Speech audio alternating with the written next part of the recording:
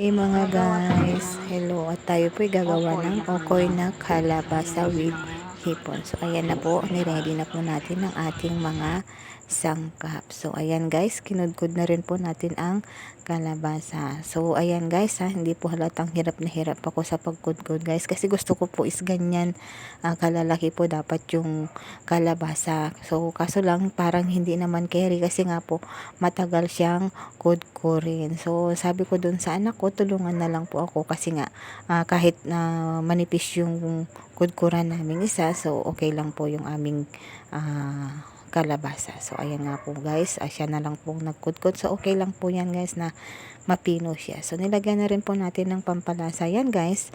Nilagyan na natin ng asin at paminta. So dalawang itlog lang po guys ang ating nilagay at arena. So ayan guys nagtutubig po ang ating kalabasa pero okay lang po yan. Nilagyan na rin po natin ng sibuyas at bawang at hinahalo-halo na rin po. So nakulangan pa po kami sa paminta, dinagdagan po natin at saka ng chicken stock. So ayan, nagprito na po tayo guys.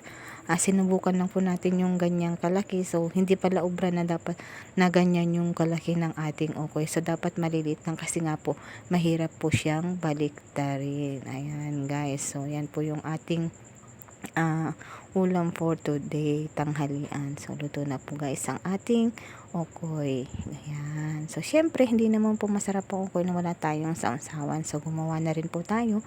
Niready na po natin ang sibuyas at bawang. Naglagay na rin po tayo ng suka at konting toyo para po pampakulay. Ayan, nilagyan na rin po natin ng konting asin at ng konting asukal para po mag-balance po yung kanyang lasa at pati na rin po sili.